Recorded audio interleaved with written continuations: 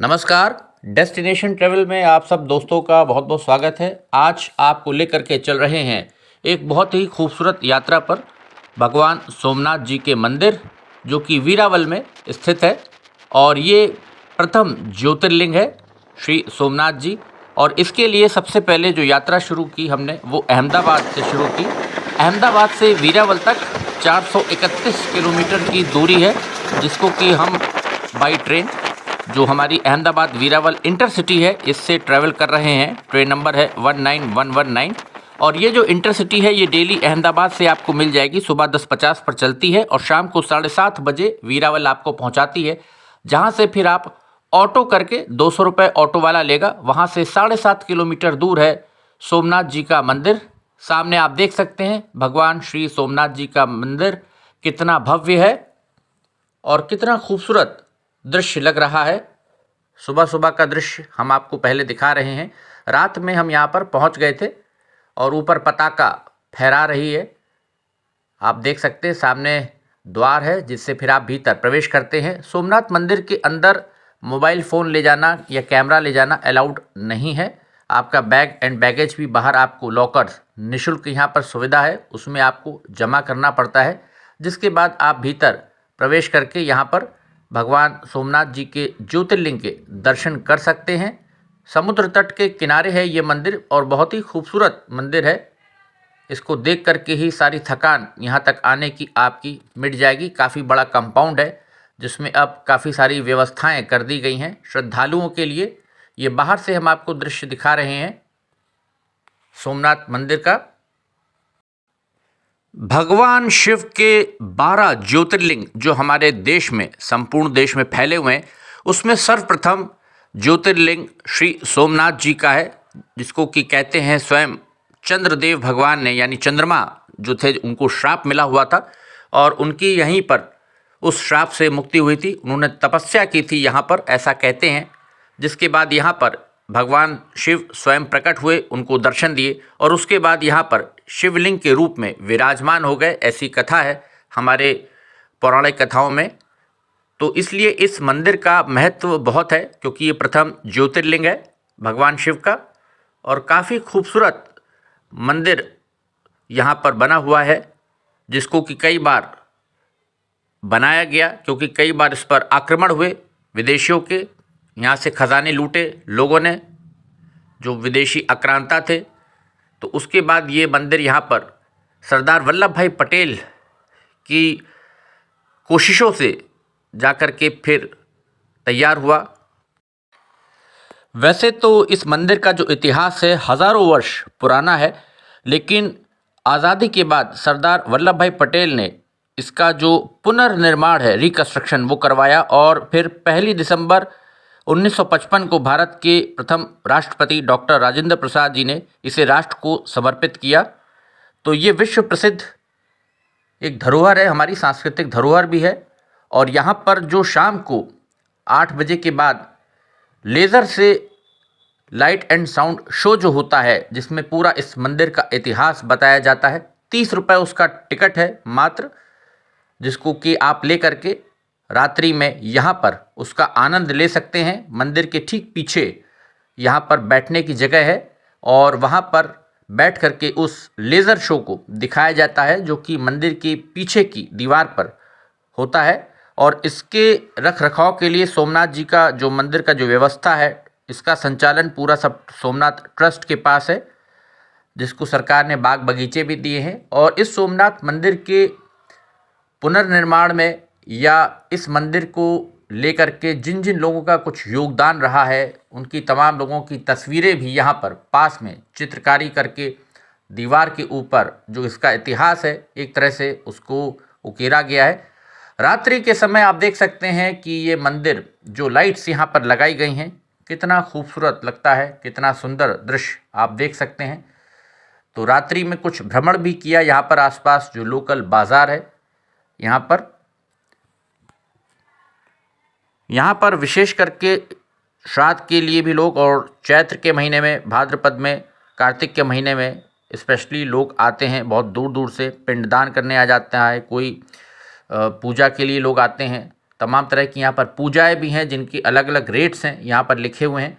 तो अगर वो आप करवाना चाहें पूजा तो वो आप यहाँ पर करवा सकते हैं सोमनाथ मंदिर में। ये बाहर का लोकल यहाँ पर बाज़ार है जो कि सड़क के दोनों ओर लगता है, जिसमें तमाम तरह तरह की चीज़ें बिकती रहती हैं। लोकल आइटम्स यहाँ पर आपको मिल जाएंगे। दूर से आप देखिए कितना खूबसूरत मंदिर लग रहा है, भव्य और दिव्य। यहाँ पर आकर के बहुत अच्छा लग रहा है। और सर्दियों के महीने में, विंटर्स में आने में मुझे लगता है यहाँ पर ज़्यादा बेहतर रहता है, क्योंकि गर्मियों में काफ़ी गुजरात का जो टेम्परेचर है बहुत हाई जाता है। तो दिसंबर, जनवरी, फरवरी ये जो महीने हैं मुझे लगता है घूमने के लिए ये बहुत अच्छे हैं। यहाँ पर किस प्रकार से देखिए, बाहर से यहाँ पर प्रवेश द्वार है। बहुत से लोगों ने जूते चप्पल बाहर उतार रखे हैं, लेकिन अंदर यहाँ पर काउंटर्स हैं, वहाँ पर अपने आप शूज़ जमा कर सकते हैं, जिसके बाद अंदर आप जा कर के दर्शन कर सकते हैं। शाम को आरती होती है और सुबह भी आरती होती है।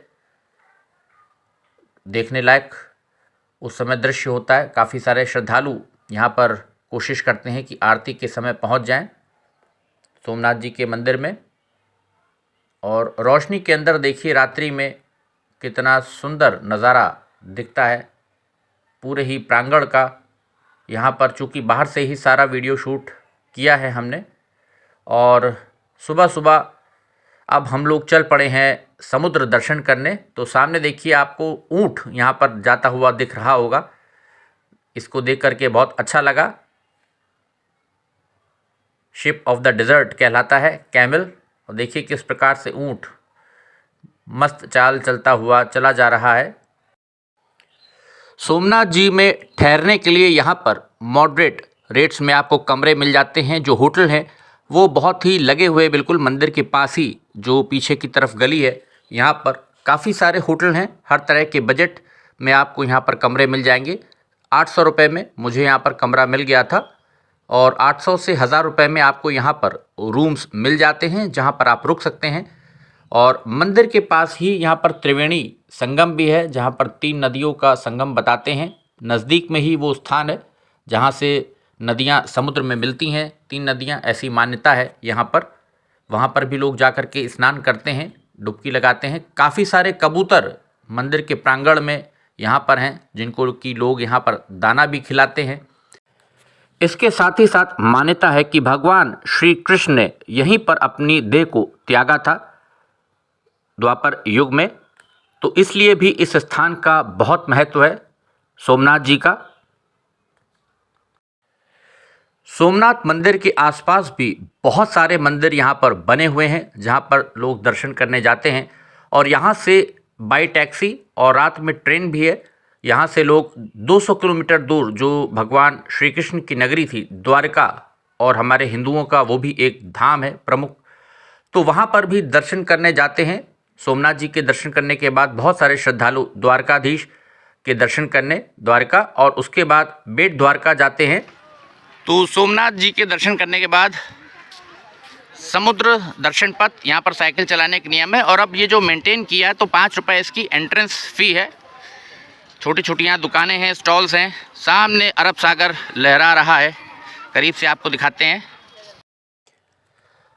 काफ़ी साफ़ सुथरा जो समुद्र तट है यहाँ का वो दिखाई पड़ रहा है, क्योंकि लोगों में भी अब अवेयरनेस आ गई है। क्योंकि जगह जगह डस्टबिन्स रखे हैं, वहाँ पर ही आप अपना कूड़ा डालें, यहाँ वहाँ ना फेंकें। और यहाँ पर हनुमान जी की मूर्ति भी देखिए लगी हुई है सोमनाथ जी के तट पर। और सुबह से ही यहाँ पर देखिए पर्यटक तमाम सारे जो हैं वो भी श्रद्धालु मंदिर के दर्शन करने के बाद, जैसे मैंने दर्शन कर लिए, उसके बाद यहाँ पर आकर के समुद्र का लुत्फ़ उठा रहे हैं, समुद्री हवाओं का। और यहाँ पर देखिए जो ऊँट महाराज हैं हमारे किस प्रकार से सजे हुए बैठे हैं, इंतज़ार कर रहे हैं कि कोई आए और इनकी सवारी करे, ताकि जो इनके मालिक हैं वो कुछ पैसे कमा सकें। तो यहाँ पर लोग अलग अलग प्रकार से देखिए घूम भी रहे हैं। साइकिलिंग के लिए भी यहाँ पर पाथ बनाया हुआ है, साइकिल पाथ। और घोड़े भी हैं यहाँ पर, ऊँट भी है। और जिनको सवारी नहीं करनी है वो इस दूर दूर तक फैले विशाल सागर के दर्शन कर रहे हैं। और इसकी जो हवा आ रही है, बहुत ही खूबसूरत नज़ारा यहाँ पर आकर के सारी थकान मिट गई। लहरें आ रही हैं सामने से हल्की हल्की, ठंडी मस्त हवा आ रही है। पानी के जहाज भी इक्का दुक्का दिखाई पड़ रहे हैं, काफ़ी दूर हैं यहाँ से समुद्र के अंदर।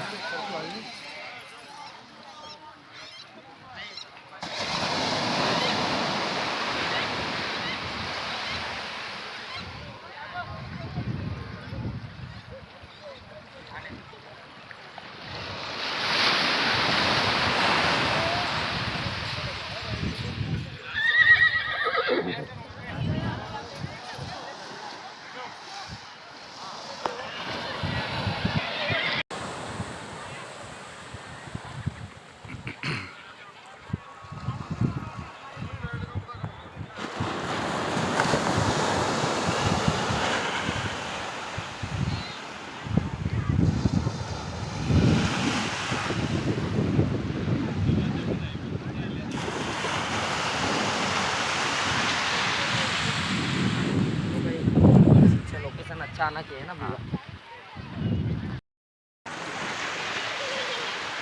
अरब सागर के किनारे समुद्र से आ रही हैं ठंडी ठंडी हवाएं। सुबह सुबह सोमनाथ जी के दर्शन हो गए। सोमनाथ जी का मंदिर वो रहा दूर पे, और सूर्य भी ऊपर आ गया है हमारे यहाँ पर। और आप देख सकते हैं अरब सागर किस तरह से लहरें आ रही हैं। यहाँ पर लोग एंजॉय कर रहे हैं।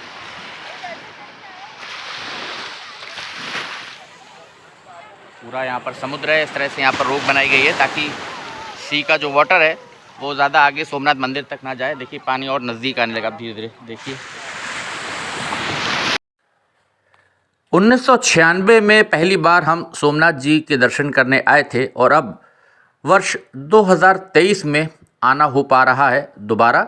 तो यहाँ पर समुद्र के पास में बाउंड्री जैसी भी पीछे बना दी गई है ताकि जो सोमनाथ जी का मंदिर है वहाँ तक पहले समुद्र की लहरें उसकी दीवार को टक्कर मारती थीं, लेकिन वहाँ पर मैंने मंदिर की वहाँ पर ऑब्ज़र्व किया कि पीछे की दिशा में एक वॉल भी बना दी गई है वहाँ पर।